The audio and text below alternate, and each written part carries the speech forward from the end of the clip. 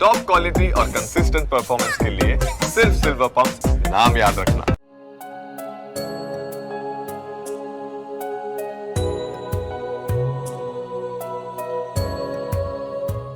નમસ્કાર, ન્યૂઝ કેપિટલના વિશેષ પોડકાસ્ટ સાથે હું છું કુશાગ્ર અને આજના આ પોડકાસ્ટની અંદર આપણે અનેક એવી આધ્યાત્મિક વાતો જાણવાના છે, રસપ્રદ વાતો જાણીશું. કારણ કે આજે રાધાષ્ટમીનો દિવસ છે અને આ પાવન દિવસે આપણે રાધાજી વિશે જાણીશું. સાથે જ વૃંદાવનની એ ઝલક પણ આજના પોડકાસ્ટમાં મેળવીશું કે ત્યાં આગળ આજના દિવસે કયા પ્રકારની વિશેષ તૈયારીઓ અને ઉજવણી થતી હોય છે.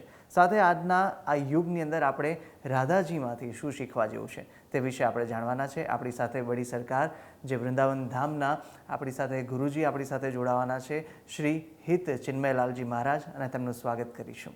આપનું ખૂબ ખૂબ સ્વાગત છે. જય જય શ્રી હરિવંશ. અને સૌ પ્રથમ તો એ જ જાણવું છે કે રાધા વલ્લભનું જે અત્યારે સંપ્રદાય છે તે ક્યારથી શરૂ થયું છે, તેનો ઇતિહાસ શું રહ્યો છે? બહુ સુંદર પ્રશ્ન છે આપનો. રાધા વલ્લભ સંપ્રદાયના પ્રવર્તક હતા આચાર્ય શ્રી હિત હરિવંશ મહાપ્રભુજી. કહેવાય છે કે આચાર્ય હરિવંશ મહાપ્રભુજી કૃષ્ણની વેણુના અવતાર છે, બંસીના અવતાર. તો આપણે જે સ્વરૂપથી પરિચિત છીએ શ્રી કૃષ્ણના, એ લીલામય સ્વરૂપ છે. અને આપણે જે પ્રિયાજીના સ્વરૂપથી અને કૃષ્ણના સ્વરૂપથી પરિચિત છીએ એ બ્રજનું એ સ્વરૂપ છે જે તમને ભાગવત ને પુરાણોમાં એનું વર્ણન મળે છે. પણ એમનું એક નિત્ય સ્વરૂપ પણ છે, એવું સ્વરૂપ જે લીલાઓથી પરે છે. અને એ સ્વરૂપના દર્શન બધાને શક્ય નહોતા. એ માત્ર વૃંદાવનના નિકુંજમાં જ એના દર્શન થતા હતા. તો એક બહુ સુંદર પદ છે આચાર્ય શ્રી રૂપલાલજીનું. એમાં જે લલિતા વિશાખા આદિ સખીઓ છે એ એમને યાચના કરે છે કે ભાઈ આપનું જે આ સ્વરૂપ છે અમને તો નિત્ય દર્શન થાય છે, પણ આ સંસારી જીવોને કેવી રીતે થશે, તો આપ કૃપા કરો.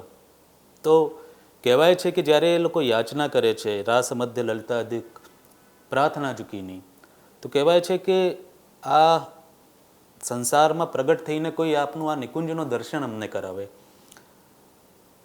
તો રાધિકાજીએ કીધું કે ભાઈ હું તો હવે સંસારમાં પ્રગટ નહીં થઈશ, ન કૃષ્ણ પણ પ્રગટ થશે, તો કોણ એવું છે જેમાં એ સામર્થ્ય છે જે આ જે સ્વરૂપ છે પ્રિયાલાલજીનું નિત્ય સ્વરૂપ, પ્રેમમય સ્વરૂપ, એનું વર્ણન, એના દર્શન કરાવી શકે સંસારને.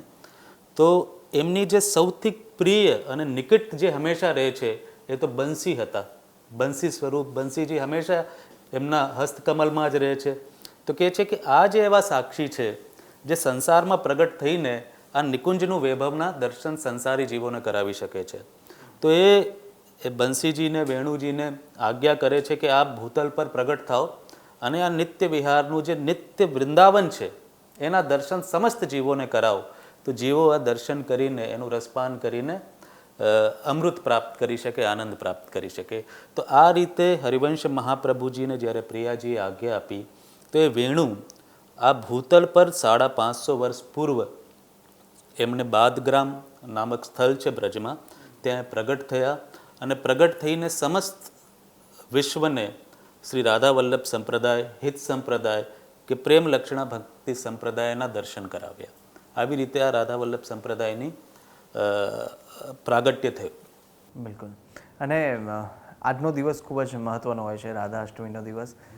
આની ઉજવણી કેવી રીતે, શા માટે કરવામાં આવતી હોય છે? કારણ કે આધ્યાત્મિક આના પાછળનું મહત્ત્વ શું રહેલું છે એ પણ એક જાણવું છે. અને સાથે સાથે આજના દિવસની સાથે જે રાધાજીનો જે વિગ્રહ આપ કહી રહ્યા હતા કે જે રીતે ત્યાં આગળ ગાદીની પૂજા થતી હોય છે અને એમનું સ્વરૂપનું વર્ણન જે કે આજ દિન સુધી કોઈ ન કરી શકે, એની થોડી જાણ કરીએ આપણે દર્શકોને. અને બહુ સુંદર આપનો પ્રશ્ન છે. જન્માષ્ટમી વિશે તો આપણે બધા બહુ સારી રીતે જાણીએ છીએ અને બહુ હર્ષોલ્લાસથી જન્માષ્ટમી મનાવીએ છીએ. પણ ત્યારે તમે વૃંદાવન જશો તો તમે જોશો કે જન્માષ્ટમી કરતાં રાધાષ્ટમી એનાથી વધારે હર્ષો ઉલ્લાસથી મનાવવામાં આવે છે. તો રાધાષ્ટમીનું એ સ્વરૂપ શું છે અને રાધાષ્ટમી શા માટે આટલી ભવ્યતાથી બરસાના અને વૃંદાવનમાં ઉજવવામાં આવે છે? તો આપણે જે કૃષ્ણના સ્વરૂપથી પરિચિત છીએ, એ કૃષ્ણનું જે સ્વરૂપ છે લીલામય સ્વરૂપ છે. અને જે અવતારી સ્વરૂપ હોય છે એમનું એક ઉદ્દેશ્ય હોય છે પ્રગટ થવાનું, અવતાર લેવાનો. એ ઉદ્દેશ્ય પૂર્ણ થાય છે, એવી જ રીતે લીલાઓ પણ પૂર્ણ થઈ જાય છે. પણ એમનું જે નિત્ય સ્વરૂપ છે એ ક્યારેક દર્શન થતા નથી. તો એ દર્શન ક્યારે શક્ય થાય? જ્યારે આપણને એમના એ સ્વરૂપનું કોઈ દર્શન કરાવે. એવી જ રીતે કૃષ્ણની જ્યારે વાત થાય છે તો કહેવાય છે કે ભાઈ કૃષ્ણનું જે સ્વરૂપ હતું, બ્રજની સમસ્ત ગોપીઓ પોતાનું સર્વસ્વ કૃષ્ણને અર્પણ કરતી હતી અને કૃષ્ણ એમને પ્રેમ દાનમાં આપતા હતા. પરંતુ કૃષ્ણ ક્યારેય પણ કોઈનો સંપૂર્ણ પ્રેમ આપતા નહોતા.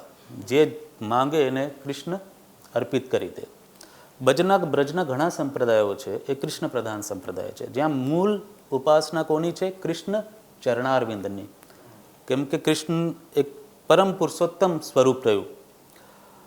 તો કહેવાય છે કે એ કૃષ્ણ જે બધાને આપવાવાળા છે, એ જ્યારે દીન બને છે, એ જ્યારે પ્રેમ માંગે છે, તો એમને પ્રેમ કોણ આપી શકે છે? તો કહેવાય છે કે એ કૃપા માત્ર ને માત્ર શ્રી રાધિકાજી જ કરી શકે છે. તો એક નાગરિયાજી કરીને બહુ સુંદર રસિક ભક્ત થયા. એમણે કીધું છે કે જો પ્રિયાજીનું જે પ્રાગટ્ય છે શા માટે થયું? તે કહે છે કે રાધિકાજીનું પ્રાગટ્ય એટલા માટે થયું છે. જો રાધિકાજીનું પ્રાગટ્ય ના થયું હોત તો કૃષ્ણ શું કરતા હોત? તો કૃષ્ણ માત્ર બીજાઓની કામ વાસનાની પૂર્તિ જ કરતા હોત. કેમ કે જેમ જ રાધિકાજીનું પ્રાગટ્ય થયું એમ પ્રાગટ્ય થતાં જ કૃષ્ણના હૃદયમાં એમના પ્રતિ પ્રેમ પ્રગટ થયું અને પ્રેમને પ્રેમી પાત્રને એ થયા, એ પ્રેમી બન્યા પ્રિયાજીના રાધિકાજીના પ્રાગટ્યથી. તો રાધિકાજીનું સ્વરૂપ રસિકો માટે, ભક્તો માટે બહુ મોટું છે. કેમ કે કૃષ્ણનું જે પ્રેમી સ્વરૂપ છે, એમનું જો દેન સ્વરૂપ છે. કેમ કે તમે જોયા હશે તો કૃષ્ણના ચરણોમાં બધા અર્પિત થાય છે, પણ કૃષ્ણ કોના ચરણોમાં અર્પિત થાય છે? તો એ પ્રિયાજીના ચરણોમાં અર્પિત થાય છે. સુરદાસજી વિશે વર્ણન કરવું એ બહુ મોટા બ્રજના ભક્ત કવિ થયા. એમણે એમની રચનાઓની અંતિમ સમયમાં એક બહુ સુંદર પંક્તિ લખી છે કે ધન્ય ધન્ય કુંવરી શ્રી રાધિકા. એ રાધિકાને ધન્ય માની રહ્યા છે કે ધન્ય ધન્ય ધન્ય કુંવરી શ્રી રાધિકા. શા માટે ધન્ય? કે જાહી પે નંદ નંદન કી રતિ હોય. કે એટલા માટે ધન્ય છે કે અમારી બધાની રતિ તો કૃષ્ણ પ્રત્યે છે, પણ કૃષ્ણની પ્રીતિ કોના પ્રત્યે છે? તો કૃષ્ણની પ્રીતિ શ્રી પ્રિયાજી પ્રત્યે છે. તો સીધી વસ્તુ છે, જે પ્રિયાજી જેમની સર્વોપરી છે, જેમની ઉપાસ્ય છે, પ્રેમની ઉદાર સ્વામિની છે, પ્રેમની કરુણા સ્વામી છે, જે એને પણ પ્રેમ આપે છે, જે સૌને પ્રેમ આપે છે, જેને પ્રેમ આપવાની શક્તિ જેનામાં છે એ માત્ર પ્રિયાજી છે. એટલે ઘણા સંપ્રદાય, ચૈતન્ય સંપ્રદાયમાં પ્રિયાજીને તો શ્રી કૃષ્ણની આહ્લાદની શક્તિ પણ કહેવામાં આવી છે. એવી જ રીતે તો જ્યારે એ સ્વરૂપને જે પરિચિત થાય છે અને એ સ્વરૂપના દર્શન વૃંદાવનમાં જ થાય છે. તો રાધા અષ્ટમી રાધાવલ્લભ સંપ્રદાયમાં હરિવંશ મહાપ્રભુ જ મેં આપને એ પહેલાં પણ જણાવ્યું કે હરિવંશ રાધાવલ્લભ સંપ્રદાયમાં જે હરિવંશ મહાપ્રભુજી હતા એમના મંત્રદાતા અને ગુરુ શ્રી રાધિકાજી હતા. અને જેમ બીજા વૈષ્ણવ સંપ્રદાયોમાં જે પ્રધાનતા છે એ કૃષ્ણચરણ પ્રધાનતા છે, પરંતુ રાધાવલ્લભ સંપ્રદાયમાં જે પ્રધાનતા છે, જેની મૂળ સ્વરૂપની પ્રધાનતા છે, રાધિકાજીના ચરણોની છે. તો જેની પ્રધાનતા છે એનું જન્મ બહુ ઉત્સાહથી મનાવવામાં આવે છે અને મહાપ્રભુજીના ગુરુ પણ છે. એટલે રાધા અષ્ટમીનો ઉત્સવ વૃંદાવનમાં બહુ જ ધૂમધામથી મચાવવામાં આવે છે. સપ્તમી અને અષ્ટમી એટલે રાધા અષ્ટમીના એક દિવસ પહેલાં સપ્તમીનો સમાજ બેસે છે. 4 દિવસ સુધી સળંગ 2 દિવસ રાધાવલ્લભ મંદિરથી ચાવ નીકળે છે. ચાવ એટલે રાધાજીની બધાઈઓ આખા વૃંદાવનમાં વહેંચવામાં આવે છે અને 2 દિવસ એ ચાવ બડી સરકારથી નીકળે છે. તો એ શું છે કે એ પ્રેમ છે, એ પ્રેમ છે કે એમનું પ્રાગટ્ય થયું છે. એ પ્રાગટ્યની બધાઈ બધાના એક એક ઘરોમાં જઈને વેચીએ, બધાને એની બધાઈઓ આપીએ, તો એ છે. અને હરિવંશ મહાપ્રભુજી જેમને જે મહાપ્રિયાજીના મંત્ર એ છે શિષ્ય છે, એમની જે બધાઈ છે એમને બંને બધાઈ ગઈ છે. એમને લાલજીની પણ બધાઈ ગઈ છે અને એમને પ્રિયાજીની પણ બધાઈ ગઈ છે. પણ જ્યારે પ્રિયાજીની બધાઈ ગાય છે, બંનેની બધાઈઓ બહુ સુંદર છે, બધાઈ એટલે જન્મ બધાઈઓ. પણ જ્યારે પ્રિયાજીની એ બધાઈ ગાય છે તો કહે છે ચલો વૃષભાન ગોપ કે દ્વાર. ત્યારે બધાના સમસ્ત પરિકરને લઈને ક્યાં જવાનું કહે છે? વૃષભાન ગોરના, એટલે જ્યાં એમનું પ્રાગટ્ય થયું છે એના દ્વાર ઉપર જઈએ. શા માટે જઈએ? કે આ જન્મ લિયો મોહન હિત શ્યામા. કોણે જન્મ લીધો છે? જે મોહનનું હિત છે. અને મોહનને પણ જો હિત સ્વરૂપ પ્રાપ્ત કરાવે છે એ હિત સ્વામાને આજે જન્મ લીધો છે. તો ચાલો આપણે ત્યાં જઈએ. અને પછી શું કરે છે? તો ત્યાં બધા જ જ્યારે બ્રજવાસીઓ ગોપ ગ્વાલ બધા ભેગા થઈ જાય છે તો એ બધા ઉપર દૂધ દહીંમાં હલ્દી મિલાવીને એ બધા ઉપર છાંટે છે. તો ત્યાં એક પરંપરા છે મંદિરમાં. તો જ્યારે બધા જ બ્રજવાસીઓ રાધા અષ્ટમીમાં બધાઈ દેવા આવે છે મંદિરમાં અને બધાઈ ગાન કરે છે, ત્યારે સમાજ પછી એ બધા ઉપર એ મહાપ્રભુજીની જ પદની પરંપરા પ્રમાણે દૂધ દહીં હલ્દી મિશ્રિત એ બધા ઉપર છિડકવામાં આવે છે. અને બધા બહુ જ કૂદી કૂદીને રાધે પ્યારીને જન્મ લ્યો હે, શ્યામા પ્યારીને જન્મ લ્યો હે, અને બધા પોતાના સર્વસ્વ જે પણ એમના જોડે છે બધું ન્યોછાવર કરે છે. કોઈ તમે જુઓ તો ધન ઉછાવી રહ્યું છે, કોઈ વર્તનો વેચી રહ્યું છે. તો જ્યારે આનંદ પ્રગટ થાય છે, જ્યારે આનંદની નિધિ પ્રગટ થાય છે, ત્યારે તમને કોઈ વસ્તુ બીજી આવશ્યકતા રહેતી નથી. એટલે બધા લોકો પોતાનું સમસ્ત અર્પણ કરી દે છે. તો બહુ ભવ્ય રીતે રાધા અષ્ટમીના ઉત્સવની ઉજવણી રસિકો દ્વારા વૃંદાવનમાં કરવામાં આવે છે. બિલકુલ, ખૂબ જ સરસ એવી ઝલક અત્યારે આપણે વૃંદાવનની એ ગલીઓની જોઈ લીધી, કારણ કે કેવો ઉત્સાહ આજે રાધાષ્ટમીનો હશે. આપે ખૂબ સરસ વર્ણન કર્યું ગુરુજી. બીજું એ પણ જાણવું છે, જોકે કૃષ્ણ અને રાધા બંને એક જ છે. ઘણી જગ્યાએ એવું વર્ણન મળ્યું છે કે બંને એક વગર અધૂરા છે અને બંને એક છે તો પૂર્ણ છે. એ વિશે આપ શું કહેશો? કૃષ્ણ અને રાધાનું સ્વરૂપ એક છે. એક શા માટે છે એ પણ સમજવા જેવું છે. કેમ કે એ બંનેનું સ્વરૂપ પ્રેમનું છે. અને પ્રેમમાં શું કહાવત છે? પ્રેમ ગલી અતિ સાંકરી યામે દૌ ન સમાય. તો અમારા ત્યાં એવું કહેવામાં આવે છે, રસિકોનું વર્ણન છે, રસિક ભક્તો જે થયા. હવે રાધા વલ્લભ સંપ્રદાયની જે ઉપાસના છે એનું જે મૂળ છે, પ્રિયાજીની ચરણ પ્રધાનતા તો છે જ, પણ રાધા વલ્લભ સંપ્રદાયનું જે મૂળ છે એ પ્રેમ છે, જેને અમે હિત કહીએ છીએ. એ હિતનો અર્થ થાય છે નિષ્કામ પ્રેમ. એ પ્રેમથી તો બધા પરિચિત છે, પણ એ પ્રેમનું પણ શુદ્ધ સ્વરૂપ શું છે? જ્યારે કામના ના હોય.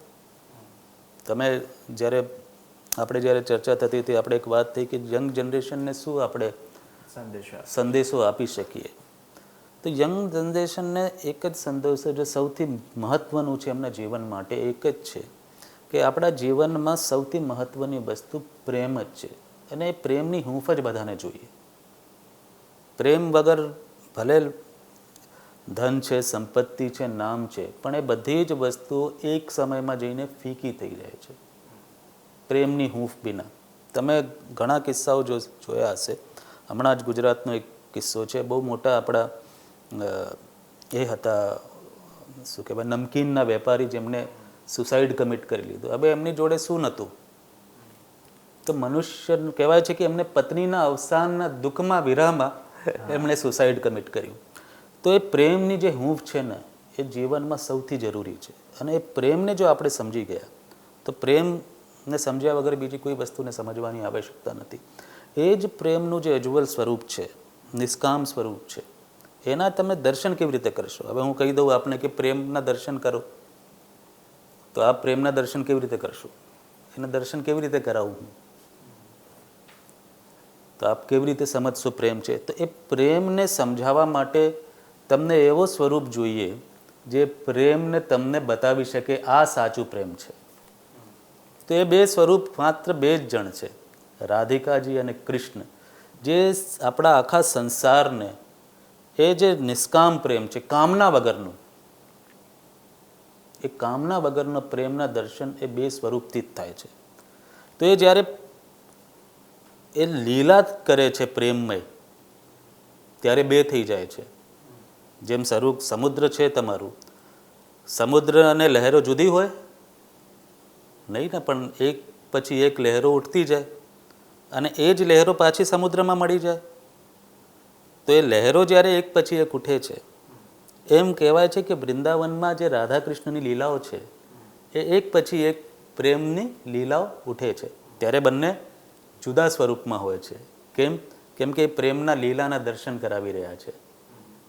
અને જ્યારે લીલાઓ એકદમ ઉચ્ચ કોટી પર, એટલે એની ઉપર પહોંચી જાય, સર્વોચ્ચ પરાકાષ્ઠા ઉપર, તો કહેવાય છે પાછા બંને શું થઈ જાય છે?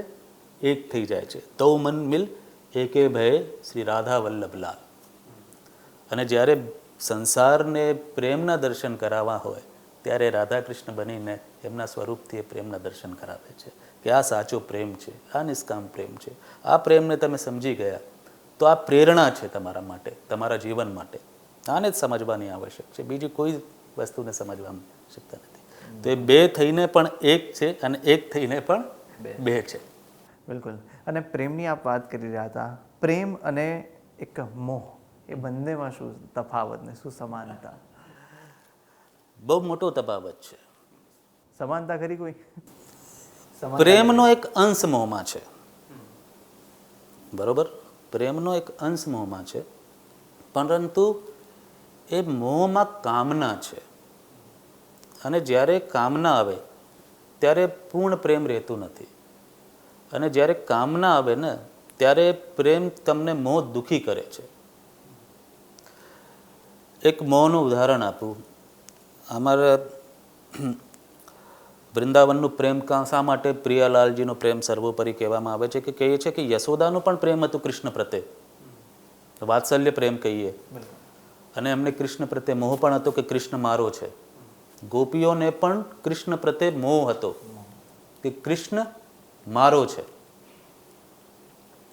પરંતુ કહેવાય છે કે જ્યારે યશોદાએ, કૃષ્ણ જ્યારે માટી ખાતા હતા અને યશોદાએ કીધું કે માટી મોઢું ખોલો અને માટી બહાર કાઢ, ત્યારે યશોદાએ માતૃત્વ અને મોહથી એમને અધિકાર જમાવવાનો પ્રયત્ન કર્યો, તો કૃષ્ણએ પણ પોતાનું સ્વરૂપના દર્શન કરાવી દીધા. જ્યારે એમને મોઢું ખોલ્યું, એમણે કહી દીધું કે તમે જેને કહી રહ્યા છો એ પૂર્ણ બ્રહ્માંડના પરમ પુરુષોત્તમ છે. અને કહેવાય છે કે યશોદા મૂર્છિત થઈ ગયા.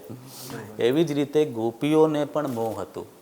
કહેવાય છે ગોપીઓ જેવું કોઈ બ્રજમાં પ્રેમી નહીં થયા જેમને એમનો પ્રેમ બહુ સર્વોપરી છે અને એમને કૃષ્ણને બહુ પ્રેમ કર્યો. પણ એ પ્રેમ એમના મોહમાં પરિવર્તિત થઈ ગયું કે કૃષ્ણ મારો જ છે, મારા સિવાય બીજો કોઈનો નથી. તે જ્યારે મમત્વ આવી ગયું, કામના આવી ગઈ, તો એ મોહ વિરહમાં પરિવર્તિત થઈ ગયું. કૃષ્ણે મહારાજ કરીને એમની પ્રેમને તો સંતોષી દીધા, પરંતુ એ મહારાજ કરીને એમને હંમેશા વિલાપ કરતા છોડીને જતા રહ્યા. તો મોહ, જ્યારે મોહમાં અહમ આવી જાય, જે પ્રેમમાં અહમ આવી જાય, મમત્વ આવી જાય કે મારું છે, માત્ર મારું છે, એનો ભાવ આવી જાય, તો એ મોહ, એ પ્રેમ મોહમાં પરિવર્તિત થઈ જાય છે અને માણસને દુઃખી કરે છે. અને ચતુરાસીજીમાં એક પદ છે હરિવંશ મહાપ્રભુજીનું, બહુ સુંદર પદ છે. હરિવંશ મહાપ્રભુજીએ એકમાત્ર રાધિકાજી ઉપર સ્વતંત્ર વાણી જે પ્રગટ થઈ એ શ્રી રાધા સુધાનિધિ છે. અને હરિવંશ મહાપ્રભુજીએ શ્રી રાધા સુધાનિધિ ગ્રંથની રચના કરી અને જી ઉપર કોઈ સ્વતંત્ર અને સુંદર વાણીના દર્શન કરવા હોય તો એ હરિવંશ મહાપ્રભુ રચિત રાધા સુધાનિધિ છે. તો એમની જ વાણીમાં એમણે બહુ સુંદર દર્શન કરાયા છે કે પ્રેમનું સ્વરૂપ શું છે. તો એ કહે છે કે જ્યારે રાધિકાજી ચતુરાસીજીમાં રાધિકાજીને પૂછે છે તો રાધિકાજી કહે છે કે જે મને ગમે છે, કૃષ્ણ અમે એને લાલજી પણ કહીએ, નિત્ય કિશોર પણ કહીએ, ઘણા બધા નામ છે કૃષ્ણજીના. તો મને જે ગમે છે ને કૃષ્ણ માત્ર એ જ કરે છે. પહેલું શબ્દ એમનું છે કે એ કહે છે કે મને જે ગમે છે કૃષ્ણ માત્ર એ જ કરે છે. પછી શું કહે છે કે કૃષ્ણ જે કરે છે મને બધું ગમે છે. એટલે એ પરસ્પર પ્રેમ છે, કામના વગરનું. અને જ્યારે એ પ્રેમ હોય તો મનુષ્ય ક્યારેય દુઃખી થતું નથી. એ પ્રેમ અને મોહનું અંતર છે અને મોહ મનુષ્યને દુઃખી કરે છે. બિલકુલ. અને આપણે વૃંદાવનની પણ હજી થોડીક ઝલક આપ આપી દો કે ત્યાં આગળ અનેક એવા લીલાઓ ત્યાં આગળ જોવા મળે છે. રાધા કૃષ્ણની વાત કરીએ, નિધિવનની વાત કરીએ, અનેક લીલાઓ છે ત્યાં આગળ, ત્યાં કણકણમાં આપણે અનુભવી શકીએ છીએ. તો ત્યાંનો થોડો અનુભવ પણ દર્શક મિત્રોને આ પોડકાસ્ટના માધ્યમથી થઈ જાય. હરિવંશ મહાપ્રભુજીએ રાધા સદાનિધિમાં જ્યારે કહેવાય છે કે યત માત્ર વૃંદાવન ગોચરમાં એ જ્યારે વૃંદાવનનું સ્મરણ માત્ર કરે છે, એ સ્મરણ માત્ર કરવાથી કહેવાય છે કે શ્રી રાધા કૃષ્ણના જે દર્શન છે એમને નેત્ર છબીની સામે એમના હૃદયમાં આવી જાય છે. એ વૃંદાવનનું સ્વરૂપ છે. વૃંદાવનના સ્મરણ માત્રથી, ખાલી આપ વૃંદાવનનું નામ લો તો સમજો કેટલું આપણને પુણ્ય પ્રાપ્ત થશે. તો કહેવાય છે કે આ ભૂતલ જગતમાં કોઈ સ્થાન એવું છે, હવે બીજા બધા જે સ્થાનો છે તો આપણને શું છે કે છાપામાં આપણું જ્યારે નોટ છપાય ત્યારે જ એના દર્શન થાય છે. પરંતુ વૃંદાવન એવી સ્થળી છે જે આ સંસારમાં ભૂતલ ઉપર પ્રગટ છે. અને કહેવાય છે ત્યાં નિત્ય પ્રિયાલાલજીનો રાસ થાય છે. સેવાકુંજ નામક સ્થળ છે. તમે આજે પણ જાઓ, રાત્રે તમે જ્યારે જશો તો સવારે તમને ઘણા વાંદરાઓ દેખાશે, પણ રાત્રે તમે 6 વાગ્યા પછી તમને કોઈના દર્શન નહીં થાય. કહેવાય છે કે ત્યાં નિત્ય રાધા કૃષ્ણની સૈયા તૈયાર થાય છે. ત્યાં દૂધ દાતુન મૂકવામાં આવે છે, પાન બીડી મૂકવામાં આવે છે. અને દાતુન પાન બીડી જ્યારે સવારે માણસ ત્યાંથી દર્શન કરવા આવે તો એ સૈયામાં એ દાતુન ચવાયેલા મળે, પાન બીડી અર્પિત મળે. અને ત્યાં કોઈ પ્રવેશતું નથી. વાંદરાઓ પણ ત્યાં રાત્રે રોકાતા નથી. તો એ ત્યાંના રજની એ છે. તમે ત્યાં જશો તો ત્યાં જે રસિક ભક્તો છે એ ત્યાંની વૃંદાવનની રજને પોતાના મસ્તક પર ધારણ કરે છે. એનું કારણ છે કે વૃંદાવનને એ સ્થળ માનવામાં આવે છે આ સંસારમાં જ્યાં પ્રગટ સ્વરૂપે પ્રિયાજી અને લાલજી, શ્રી રાધાકાજી અને શ્રી કૃષ્ણજી નિત્ય લીલા કરે છે, નિત્ય રાસ કરે છે. એનો અનુભવ હજુ પણ થાય છે, નિત્ય થાય છે. અને જે ભૂમિ ઉપર નિત્ય રાધા કૃષ્ણ રાજ કરે છે એ ભૂમિની જે રજ છે એ રજ લોકો પોતાના મસ્તક ઉપર ધારણ કરે છે. કેમ કે એની ગલીઓમાં એમની રજ ઉપર ક્યાં પ્રિયાજીના ચરણારવિંદ પડ્યા છે, ક્યાં લાલજીના ચરવાન પર, એ તો સૌભાગ્ય છે. એ ચરણ રજ લઈને બધા પોતાની મસ્તક પર ધારણ કરે છે. તો આજે પણ આ સંસારમાં વૃંદાવન રૂપી જે ધામ છે એ જગમગી રહ્યું છે.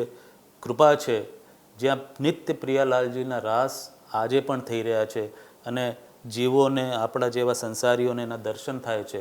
એ સૌભાગ્યની વાત છે. બિલકુલ. ખૂબ જ સુંદર અને સરસ રીતે વર્ણન છે વૃંદાવનનું થયું છે. અને એ વાતાવરણની જે સુગંધ છે, સુવાસ છે, તે આજના આપણા દર્શક મિત્રો પોડકાસ્ટમાં અનુભવી રહ્યા છે.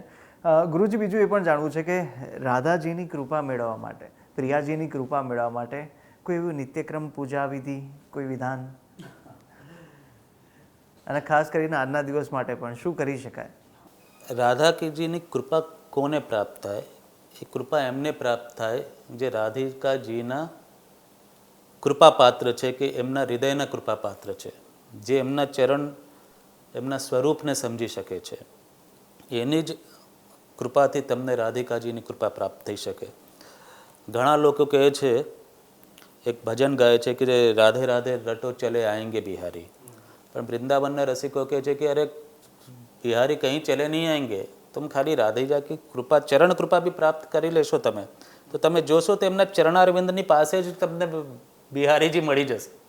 બીજું કશી કૃપા પ્રાપ્ત કરવાની જરૂર નથી, એમને બોલાવવાની જરૂર નથી, પણ રાધિકાજીની ચરણ કૃપા અને એમની ચરણ કૃપા પ્રાપ્ત કરવા માટે અમે રાધાવલ્લભ સંપ્રદાયમાં બધાને એક જ મંત્ર આપીએ છીએ, એ છે કે શ્રી હરિવંશ નામનું જપ કરો, સતત રટન કરો.